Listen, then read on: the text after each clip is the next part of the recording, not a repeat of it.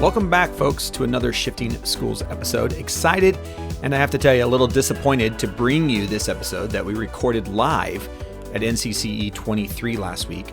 I'm excited for you to hear the reflections, the conversations, the learning that happened at the conference, along with some cool projects that schools and districts are undertaking right now. But I'm also disappointed as the audio quality is not what I usually produce. So if you are a first-time listener, please don't judge our podcast on this audio. I feel like I'm constantly learning when it comes to podcasting, and I learned a valuable lesson on this one. We recorded this remotely with my Zoom H2N mic, which I love using for these types of conversations. It's a great compact mic that runs on 2 AA batteries and that I can quickly take out to record conversations when I'm traveling. I'll put a link to it in the show notes, as it's not the mic's fault, I don't think anyway, on the audio quality. We were in a room where the mic was on a table and we were all roughly 3 to 4 feet away from the mic. So you'll get to hear how well it is at picking up voices. What I wasn't ready for, or what I wasn't thinking about, was I wasn't ready for what interference it was also going to pick up. And I'm going to guess someone's cell phone. You will at times hear a buzzing sound that I've spent 4 hours trying to get out of the audio. If someone has a trick to reduce this type of sound, I'd love to hear it. But the buzzing you hear is annoying, but the conversation still comes through. I think it's a cell phone because it's consistently timed as the cell phone was sending out a signal to pair with another device. Think like Bluetooth or maybe Apple AirDrop or even just searching for a cell signal. Either way, I've learned a valuable lesson. When recording in a room with 5 or 6 other people, either turn off all other devices or put them far enough away that they don't interfere with the recording. I'd be lying as well if I didn't say I also think it's pretty cool that you get to hear data that is flying around us wirelessly all the time. Rarely do we think about our cell phones or our devices searching for signals, looking to communicate, but there they are, as you unfortunately will hear in today's episode. So I apologize in advance to both you, the listener, and those that gave their time to record this podcast. I did the best I could to clean it up and still have the conversation be heard. Now that I got that out of the way, NCCE23 was a blast this year. It was my first conference doing multiple sessions since NCCE20, right before everything shut down. I mean, literally, the city of Seattle was shutting down as the conference was wrapping up in 2020. So it was a full circle moment for me personally to be back at the conference that was the last conference I presented at 3 years ago. As you would imagine, and as you'll hear in this episode, ChatGPT and generative AI dominated the conversation of the conference, with digital and media literacy conversations still being a hot topic, as they have been for years now. Esports continues to also grow in popularity, with more and more schools starting esports teams. It has me thinking that maybe we need to do a mini-series on esports.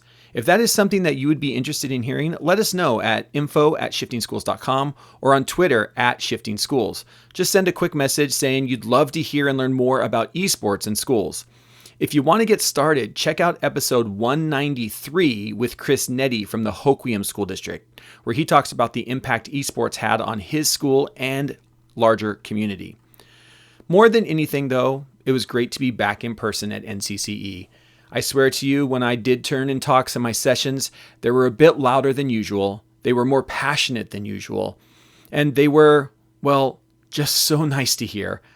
It just drove home for me personally how much I love leading sessions with educators and how nothing, no technology, no matter how good, can replace interacting with another human being in person. With all that being said, I'm excited for you to hear some reflections from the conference, some ideas educators are taking back to their schools, and projects that are happening as we continue to prepare students for their future, not our past. I'm excited for you to hear this great conversation with awful audio buzzing.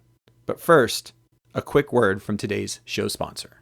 Mackin Via from Mackin is a free digital content management system offering more than 3 million digital titles, including ebooks, audiobooks, read-alongs, databases, and videos.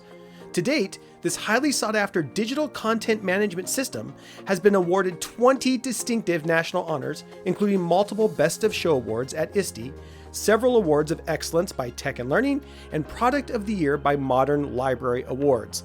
Today, Mackin Via can be found in thousands of schools and accessed by more than 9 million students around the world. To see what McInVia can do for you, visit McInVia.com today. That's MACKINVIA.com and set up your free account. All right, welcome back to another episode of Shifting Schools.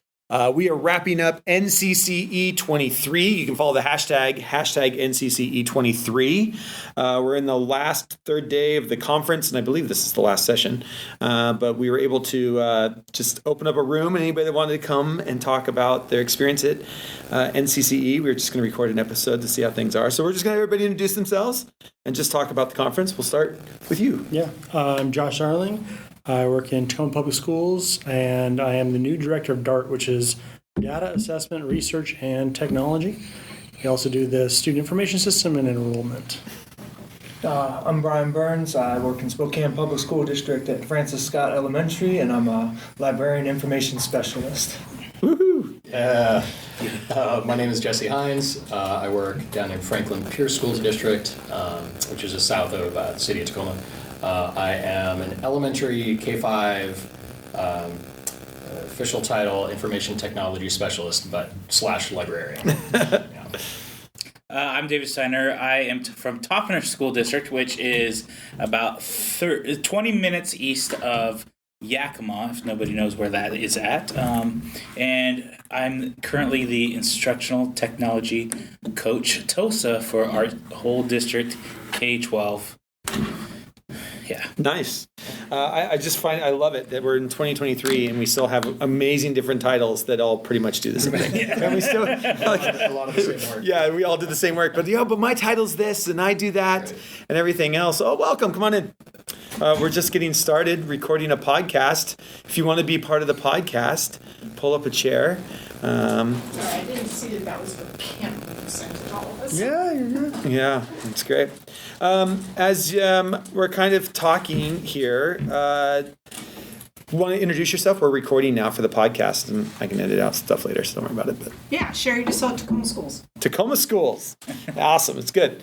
Representing the home city. I like it. So let's just get started. Any themes from the conference? Like 3 days of the conference, any kind of like overarching themes that you feel like kind of came from this year? I don't know. Well, yeah. There's like two major ones. Of course, AI. Yeah, okay. Big one.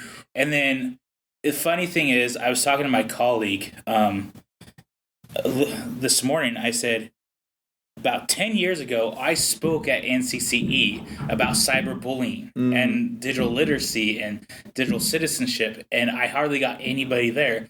And then look at this. It's almost a whole strand here. Yeah. This year, I'm like, I was just head of the game. Yeah. Head of your time.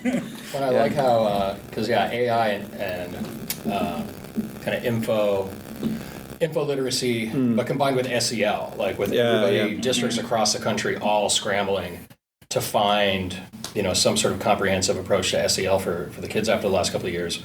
It was really exciting to see that, almost immediately the big question is like, okay, how can we even approach talking about this without talking about that technology interface that the kids are having on an hourly basis, but it's everywhere. I mean, those are like the two.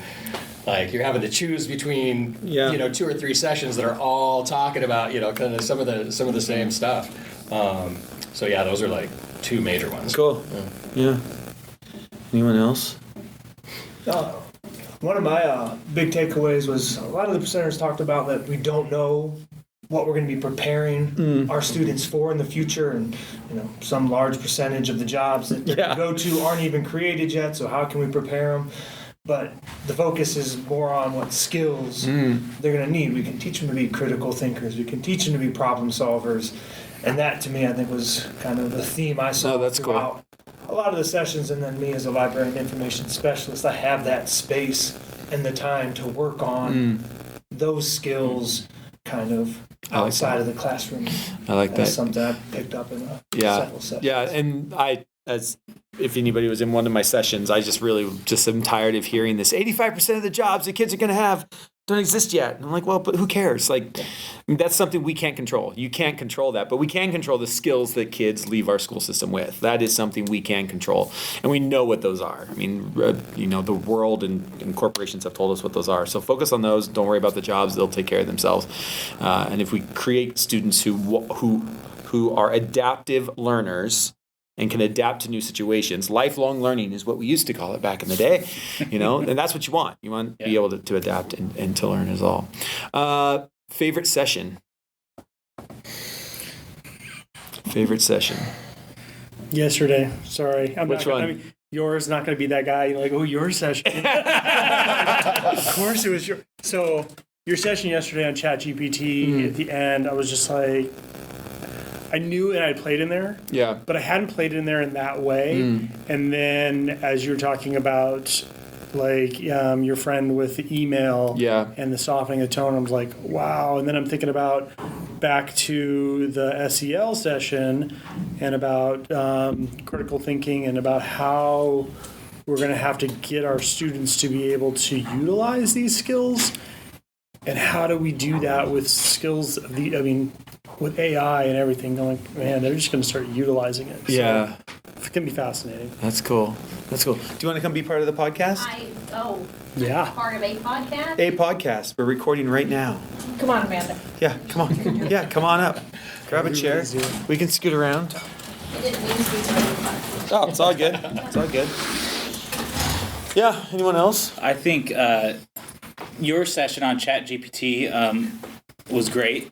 A lot of the information I already knew because I was doing my own research about it. But the way my colleague and I afterwards were just discussing it, and we're like, okay, kids are going to be able to write things, but then we're like, how are we going to take that to the next level? Well, what was Jeff saying? He was saying, well, now they're going to go straight into interviews instead of writing that essay.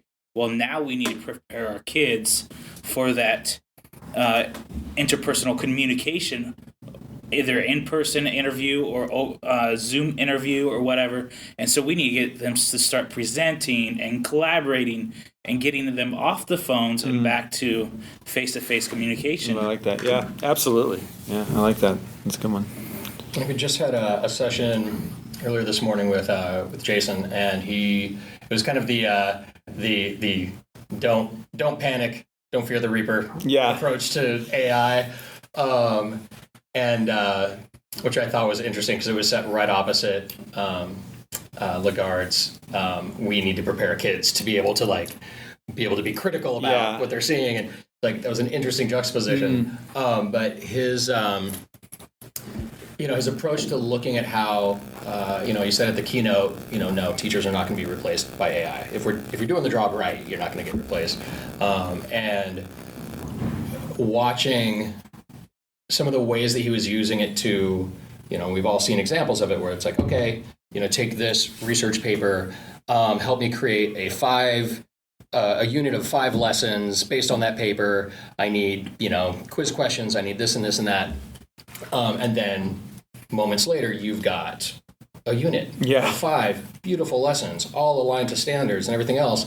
And what he was trying to get the educators in the room to kind of think about was that it's not, this isn't cheating. Right. This isn't not doing your job. This is saving you time. Yeah. So that then you can spend the rest of your time, building those relationships with the kids. Yeah. All those things that at times we're too exhausted to put the time and energy into because we are spending all of our time just crunching through all the things you're supposed to be reading. Right. Watching 20 YouTube videos to find the one that you're going to pull out and use. Right, yeah. And now you can press a button and AI will be like, well, these are the top 3 that I would suggest for you. Yeah. For your grade level. Summary. Yeah.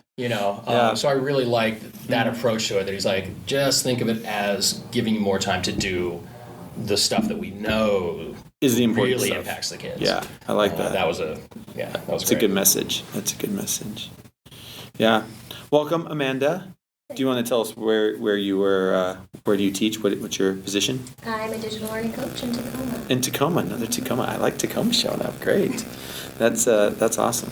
Yeah, I think there's the AI thing is so I think that it's so cool. And to your point, I mean, this idea of a thought partner, I call it a thought partner, right? Like it can do these things for us. It can free up our time. The number one thing that I kept hearing, and I don't think it's there yet, but just how can it help me grade? I had so many teachers come up to me and say, how can this help me grade? I just need to get through grading. I just need to get through grading. And I mean, you can use it. Like there are ways to use it to help you with grading. But I don't know if it's there yet that I would trust it fully. And Jason showed a great example of putting in, like, copied and pasted a PDF that was a rubric, fed the rubric in, then put in a writing sample and said, please grade that for me. And it was an exemplar, so it gave them all fours and a 3. Yeah. You can't just do all fours. You got to give a 3 somewhere in there. But then he also said, watch this. And he said, would you reconsider the grade on where I got a 3? And it reconsidered it and gave him a 4. Like, that's perfect. Yeah. Like, I think, as he even said, every student's best friend. Like, you don't like your grade? Will you reconsider it? We'll just reconsider it for you. The computer will automatically you don't have to redo the paper. We'll just automatically give you a better grade because we asked you to reconsider it. Right. Yeah, it does have some of those. But it'll be interesting to see how it, I mean, we're in the infancy stages of this, so it'll be interesting to see. And who knows, we're all going to be going to a website soon where it'll just grade any paper for you. Like you'll be able to pick your rubric, and the AI, I'll just use that rubric against, I'll upload all these things from Google Classroom and just get my report. Or I don't know. It'll be interesting to see. Where that goes. But who knows where it's going to go. The AI will be grading against itself. Because the students will take the AI and put it into the AI and be like, I did a good job on that the first time. Why are you? Yeah, I wrote a paper on ChatGPT. I'm using ChatGPT to grade it based on a rubric that ChatGPT, and it can't even get itself a 5. What's going on here? Yeah, it starts grading itself. Cool.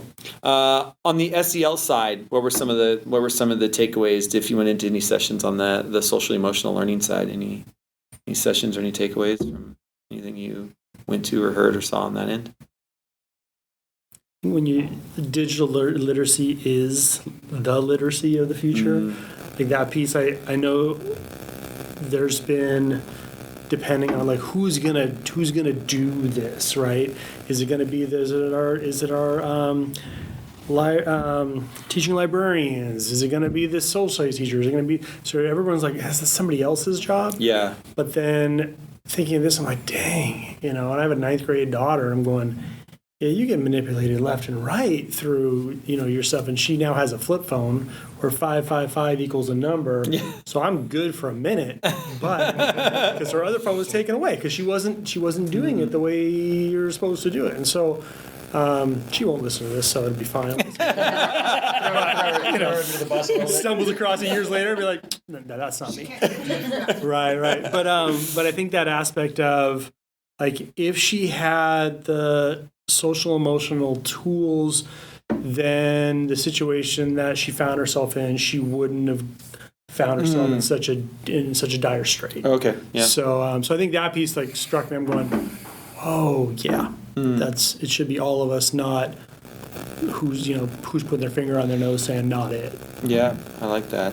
And I think there's another talk that I do, and I talk about this like coming out of the pandemic. And I think one of the biggest issues that we saw is before the pandemic, I was using this triangle of literacies where our we have just over time continued to stack literacies on top of each other. We have print literacy, which has been the foundation of human existence since any of us can remember, right? Print literacy is this big base of foundation. And then on top of that, we've stacked these other literacies. Like we have media literacy, we have information literacy, we have digital literacy.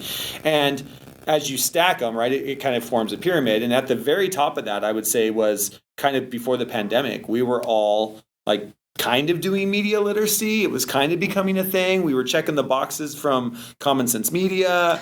And then all of a sudden the pandemic hit, and we took that pyramid and literally overnight flipped it upside down where everybody needed to have media literacy. You needed to know how to run a camera. You needed to know how to run a chat room. You needed to know how to log into Zoom and mute everybody. Like there's all this media literacy that not just as educators you needed to have, but everybody, right? Every student needed to have it. Parents at home needed to have it. And we found ourselves that we'd stacked literacies instead of replacing literacies. So the idea is now, are we in a place where we can start looking at replacing literacies or rearranging the pyramid to say it is now 2023. Print is still important, but is print literacy the base literacy? Or should the base literacy be information literacy, digital literacy, media literacy? Sure, I still want kids to understand print, and I want them to read print, and I want them to write print. But even more than that, with the way things are going, I want them to know how to listen to a podcast. I want them to know how do you watch a YouTube video and gather information out of it, right? That's a literacy skill. There's these other literacies in the world that we're in that we're starting to, I hope, that we're starting to look at, is there a different way to rearrange those literacies? And I don't know if we're there yet. Why do we have to rearrange them? Why can't they just be combined? Well, that would be amazing. Yeah. Yeah. I like that idea. I think it goes with one of the sessions I went to with analog books and digital readers, and kind of turning now how the TikTok generation reads videos and multimedia, and kind of how can we integrate that into print and book to get the kids reading again, and kind of goes to social emotional of not telling the kid who's read every Dogman book 5 times, oh, here, why don't you read a real book? I mean, you have a kid rereading the same book. That, to me, is a pretty big thing. That's what Jennifer Lagarde was talking about in all of her session was, no, we can get these kids to be super readers again, but they don't need to be reading the 500-page print book. They could be reading information in a form that kind of fits and aligns with them. And I mean, if you're going to build them up on that, that only has to help their social emotional status of, well, hey, look, I'm getting this. So. And I do like reading. As long as it's the reading I like to read, which is, I think, everybody, right? We all have our genres we like and don't like, and I like to read my genres, and I don't like to read other genres, And I think I love that, right? And then if it happens to be an ebook, or you like to read comic books, or whatever it happens to be, reading is reading, and I want kids to engage in reading. And sure, you can be exposed to other things, but how much are we going to force that exposure?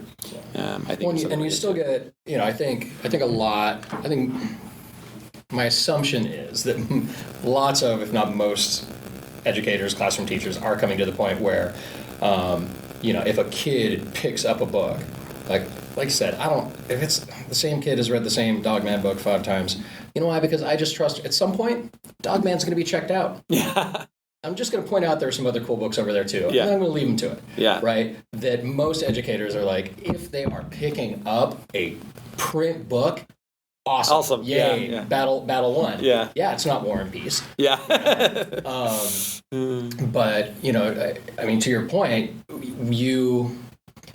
when that flipped over and all of a sudden, we started off with, 4 weeks and 6 weeks we were supposed to be back, and then it was a year, and you just saw the kids and the families, you notice the families that just didn't have that digital literacy, that media literacy, and they were the ones who fell off the map. They were the ones who, after a few weeks, stopped calling you for help to get logged in or to open up the app, or that link didn't work. They stopped calling. They stopped showing up.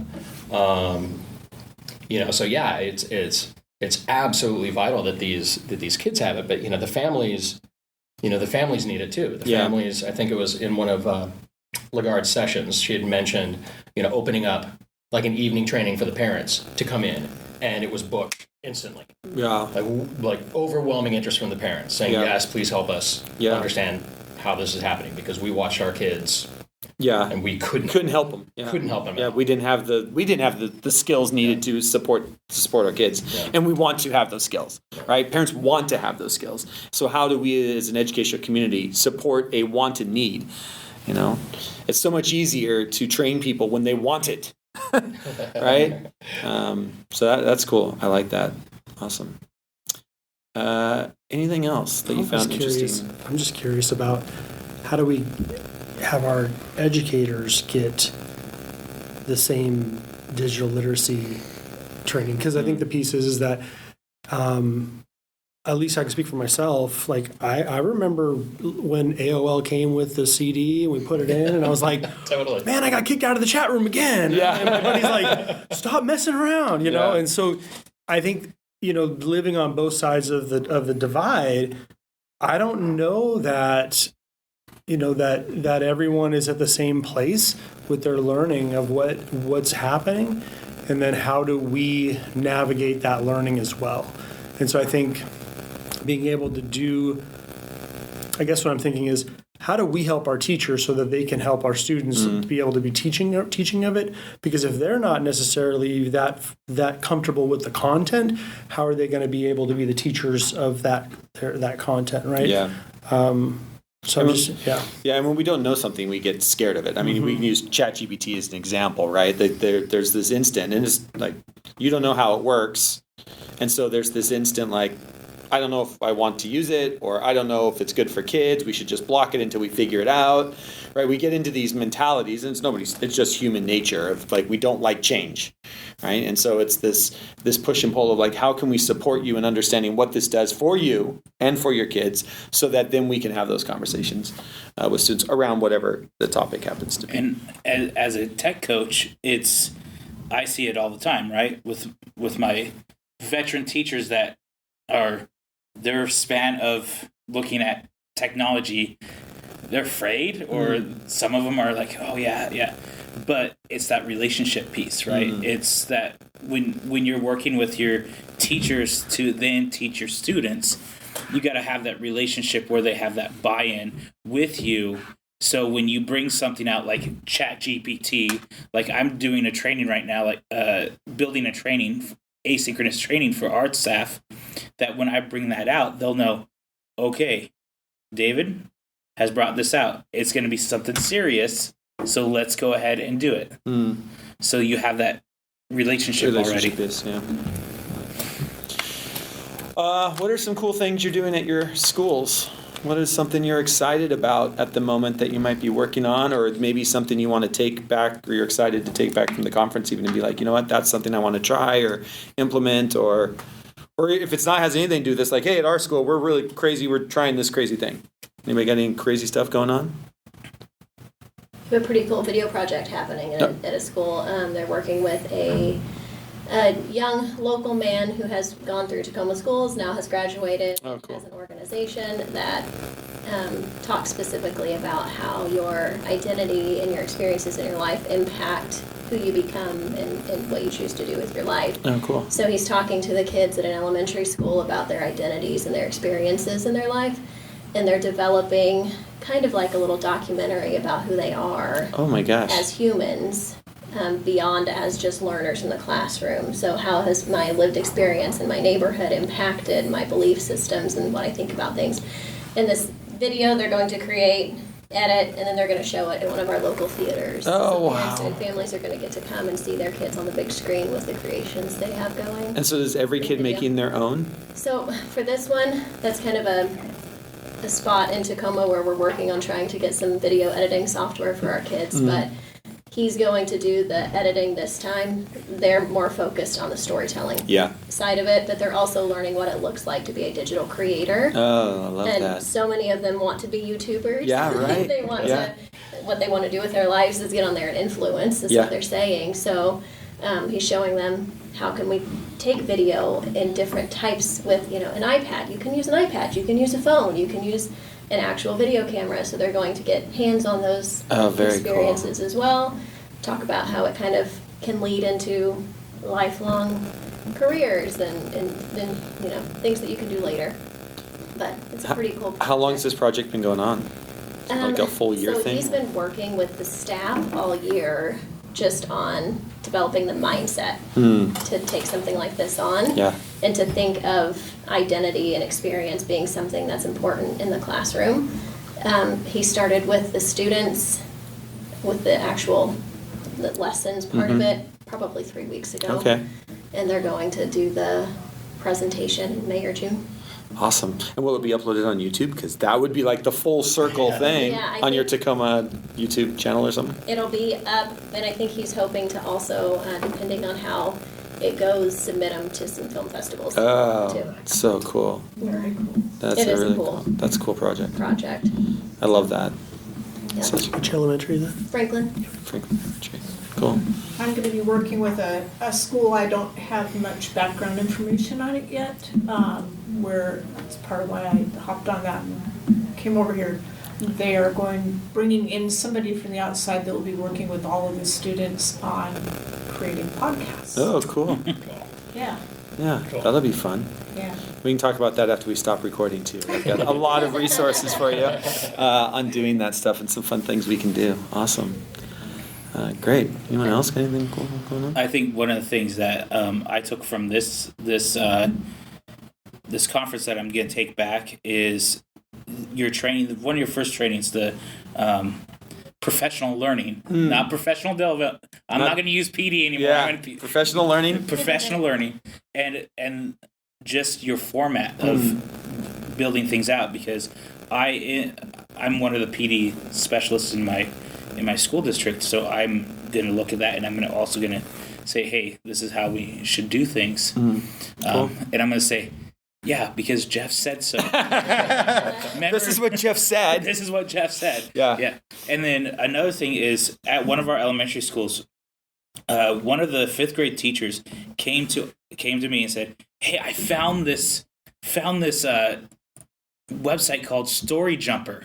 I don't know if anybody's heard of it, but kids get to create their own books, and cool. and they get to collaborate with each other, but they can be across the room and collaborate. So like Google slides Doc-ish or something. Yeah, but they have little characters. They have little. It's like a comic book style. Okay.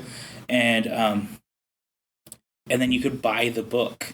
You could buy a hardcover, Publish it and actually buy the book. Yeah, and it's pretty cool. And so she implemented. So she came to me. I said, I vetted it, gave it to my IT people. They vetted it, and then she ran with it. Oh, cool. And she had the principal come in, and he's like, yes, we need to have these printed. Yeah, So, that's awesome. yeah. You could be a published author by 5th grade. Yes. Yeah, I mean, I've seen kindergartners be published authors, so Yeah. it's pretty cool what you can do with this stuff nowadays. Awesome. Anything else anybody want to chat about? I just went to a session right before this. It was a panel, and it was 4 women who have grown up, and yeah, you were there. Yes. You were in it. But they were talking about what experiences led them to be able to choose to be computer scientists as they grow up. We had first generation university students, Wow. people who were from all walks of life, but one of them kept talking about how she's a Latina and nobody in her life had done computer science. No one knew what coding was. Yeah. She went into the university and nobody looked like her. So, Yeah. they really kind of had to scratch their way through the process. But something I thought was very interesting was that 3 of the 4 of them talked about a major influential part of their life was watching a TED Talk. They got they connected their lives to somebody on that screen through their conversation on a TED Talk. Oh, and that's what encouraged them to be able to move forward to becoming computer scientists as women. Wow. So I'm thinking, if we don't leverage our technology and look at things like TED Talks as an opportunity for kids to write TED Talks instead of write your 5-paragraph essay, Yeah. we're missing out on an opportunity to help them see beyond what they thought they'd be able to do. Yeah, in their life. what's possible, right? But that's like 3 out of 4 of them mentioned TED Talks. as being- Interesting. That's And the influential. person that I thought was the most influential person in my life. That's the conversation that made me decide I wanted to be a coder. Wow. It was very interesting. Yeah. That's so cool. 'Cause you just think about, I'm sure we've all watched TED Talks. They are motivational. I mean, the people they get to do those, and I can totally see that. And if you don't have anybody in your surrounding that is like, who do you look up to? And so you could see something like that. That's so cool. And I love that idea. Like, where are we having kids write TED Talks, right? Script things out, even like with the videos that you're doing. I mean, there's so much writing in the script writing, and these poor kids think that you just become a YouTube influencer overnight and get 1 million views. And I love that. That's why I love making videos with kids, because, then all of a sudden they're like, I just want to be on I just want to be on YouTube. Like, well, you will be after we write everything out 5 times, after we've got the green screen right, after, there's so much production value that goes into it across the curriculum. That's cool. So awesome. Well, thank you all for being here. Thank you for being part of the podcast. It's great to just kind of sit here and reflect. NCCE will be back in 24. We will be back in Seattle, I believe, February 14th to the 16th. So thank you all again. Thank you, Shifting Schools. Thank you, NCCE, for giving us the room. Until next time, we'll see you on the network. Thank you for listening to today's episode. Just a reminder, you can save $25 on any of our learning pathways at shiftingschools.com by using the code SSPOD25 at checkout. If you like today's show, or if you have something you'd like us to talk about, send us an email at info@shiftingschools.com. And of course, rates and reviews are always appreciated. Until next time, we'll see you on the network.